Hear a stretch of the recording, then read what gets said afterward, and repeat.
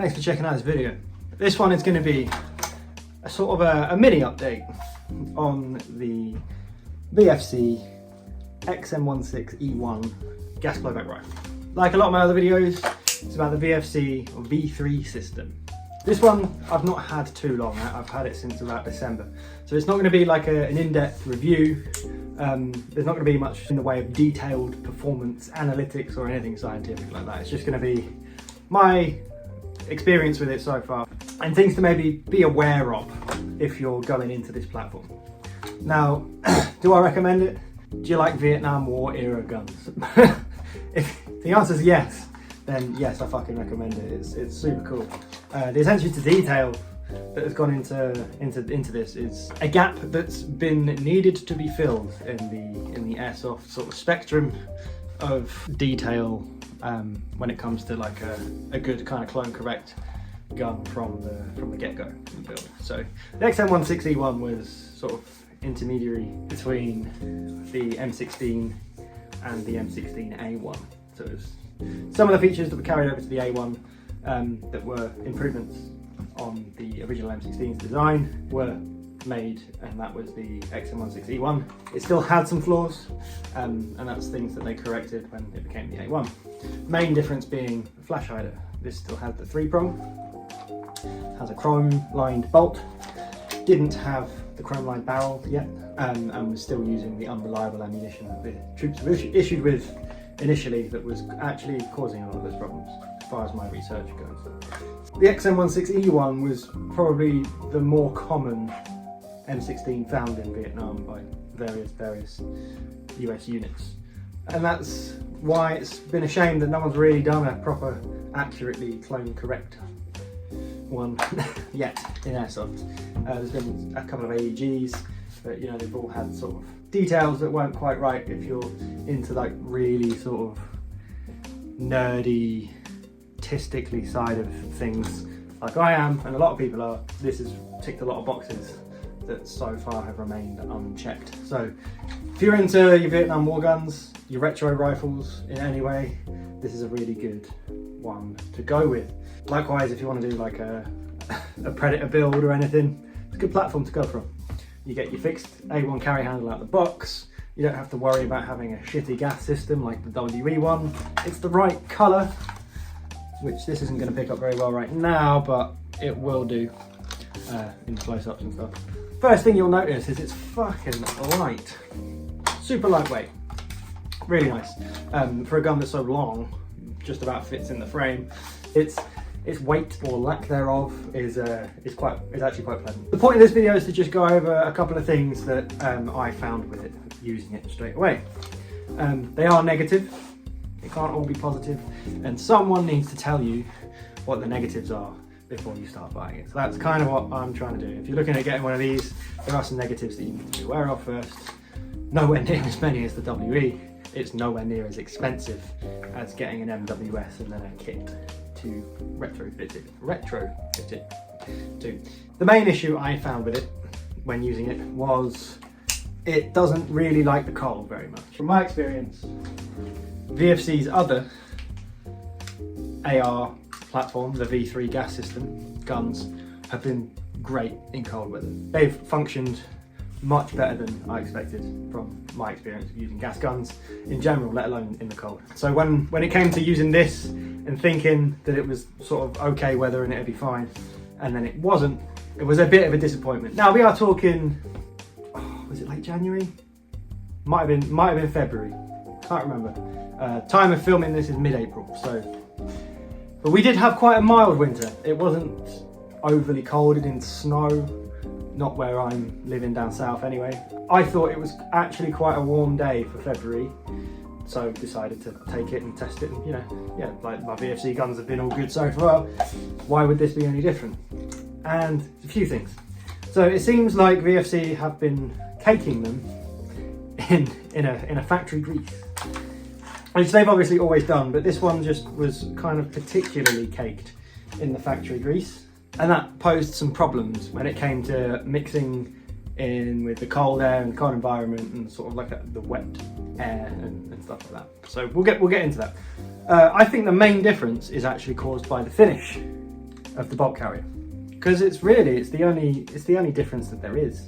And I mean, you can see how the grease just sits on the surface of this, and I have cleaned it since using it in game. So the first mistake was probably on my part. I should have cleaned it before I'd taken it to play with. The finish on this is really nice. It's really pretty, and it's kind of glossy in a way. That glossiness is it almost feels like, I mean, this isn't advice, but it almost feels like it doesn't need to be lubricated, because the finish is kind of slippery and glossy anyway. That mixed with this factory grease that's on it, that through cycling, you know, wears out the aluminium finish that's on the aluminium on the inside of the receiver.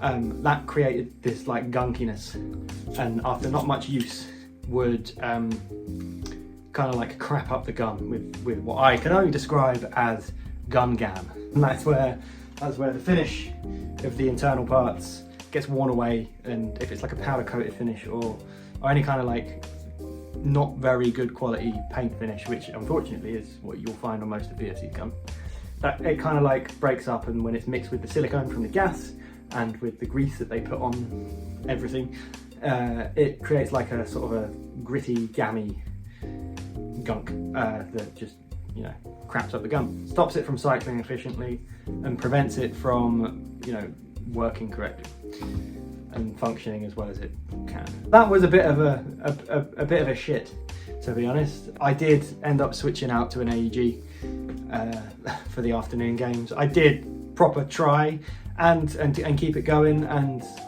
to its credit, it wasn't detrimental. It was just a case of, I want to enjoy playing. I hadn't played in a while, and I was like, I just want to enjoy playing. I bought an AEG just in case, so I just want to enjoy playing, and I don't want to have any sort of gun stress at all, which is fair. I wouldn't say it had any sort of catastrophic failures. It just needed a bit of like, all right, don't fire as quickly, you know, don't fire as frequently as maybe you need to, and you know, I always have a sidearm, you know, so it didn't put me out of the game. So the other thing that was a factor in it not cycling so well, I think, was the atmosphere. Now, I did mention it was cold, but it wasn't that cold. It wasn't like, I kind of got a good sense of judge of if it's going to be gas gun weather or not by now. And if I'm taking a gas gun, it's because I think it's probably going to be okay, you know, to use. So it wasn't that cold, but the air was kind of moist. It had rained a lot, and there was a bit of a cold breeze. So even though the sun was out and it was quite warm, there was this sort of moisture in the air that when it settled would turn to, you know, like a condensation and would be very slippery. And I think that was interfering with the rubber gas seals on the magazines, and with this finish, this like smooth, glossy, almost slippery finish on the bulk carrier, stop it from being as efficient with the gas as it could. It would interfere with the seal between the magazines and the nozzles, letting air in, letting cold air in, cold moisture in. That would just seem to increase the effects of cool down and speed it up, basically. You get a couple of mags worth of BBs out of a mag, and then it would be just spouting out liquid gas out the ejection port. Obviously, when a gun starts doing that, it then makes the problem even worse, because the gun's also then fighting all of the silicone oil and liquid gas and stuff that's inside the barrel and the mechanisms and stuff, as well as the inside the nozzle. Not ideal. Again, didn't render the gun useless. Yeah, I'm experienced enough to work around it, and if you are too, then you can too.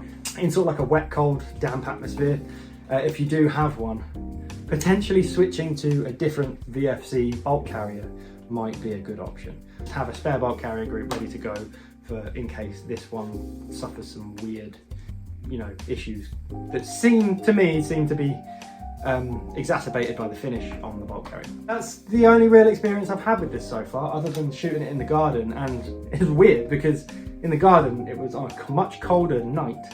Like, I, you know, obviously cleaned off the bulk carrier group, did my usual maintenance, not too much, and then it was either the same night or the next night, took it into the garden and got 5 full mag fills on one fill of gas out of it.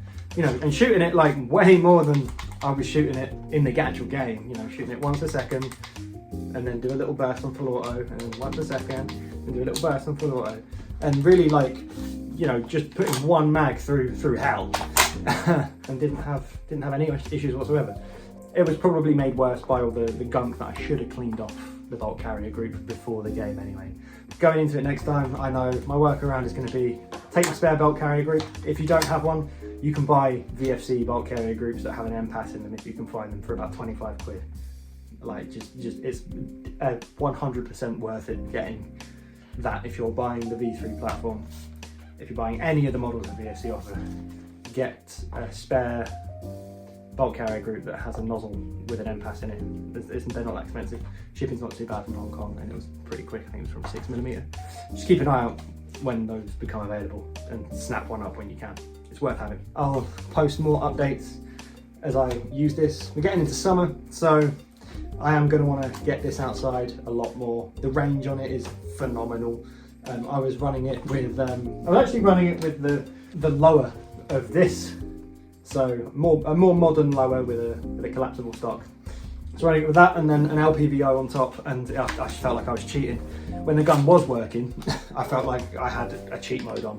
Using an LPVO, it's the first time I've used one, and for sort of medium range engagements, so you're talking 40 to 60, 70 meters. And I was able to hit people when it was working properly. It was just a shame that didn't last very long. The initial, when we first got into the game and started playing with it, it was great. I was like, whoa, this is really cool.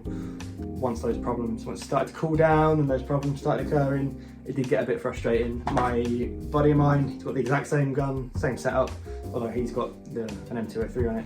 He had the same problem. So I've never had that problem before with my VFC guns in colder weather than that. So we put it down to the main difference, and that was the bolt carrier group. Other than that, the only other thing that I want to seek to improve with this is the rate of fire on full automatic.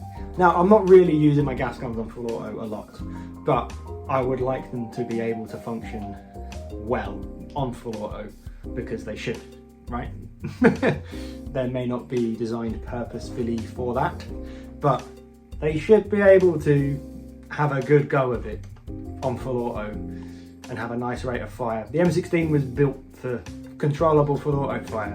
The power of having a lot of firepower coming from one individual multiplied was one of its capabilities. If I had a smaller round that was, you know, easier to carry lots of, so it was all about firepower and having a lot of it. Now I want my replica, I want my gas blowback Airsoft replica to be able to replicate that. And right now it just kind of doesn't. What the fuck was that? I've not noticed this much on my other VFC V3 ARs because they have a shorter recoil system. But since I've noticed it on this, I have actually started to notice it on the other ones. It's just not as bad. What you're hearing there is the bolt bouncing around a lot. So VFC went for like quite a realistic design, you know, which is, you know, hats off to them. That's kind of what they do. They try and make them as realistic as possible while also making them as airsofty as possible, for lack of a better term. It's just kind of not how some things don't translate from real steel over to airsoft as well as they could. And they're all things that, you know, companies, when they're developing this kind of technology and stuff, will change, adapt and stuff like that. Their goal is to make it as realistic looking as possible. Unfortunately, you don't have an explosion of a primer going and a round being set off and the bolt carrier going back and having all that energy. You just have a spurt of cold gas coming out the magazine and cycling the action.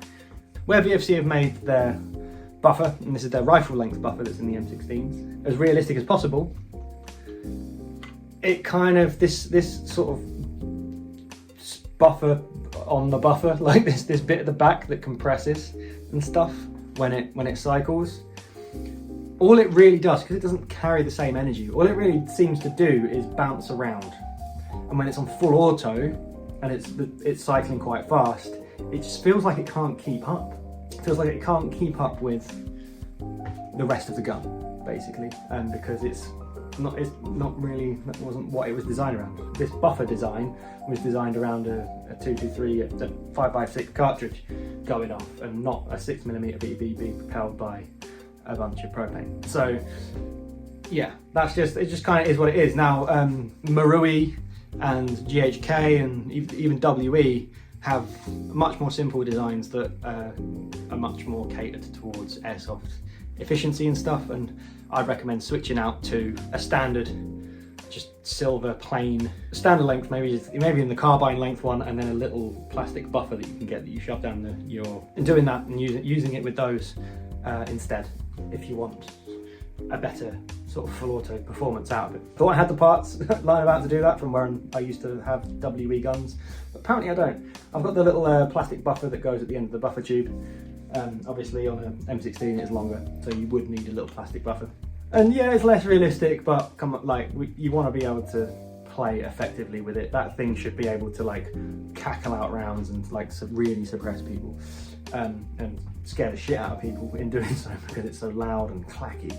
But at the moment with this it doesn't. It's kind of underwhelming, to say the least. And yeah, as I say, the way to get around it would be to put a spacer down in the back of the stock tube, run a standard cheap WE, H2 kind of recoil buffer. From my experience using those versus these, I think you would get a better full auto performance out of it, because this, it's just doesn't quite tickle that itch, you know what I mean? Like, yeah, it's a single shot.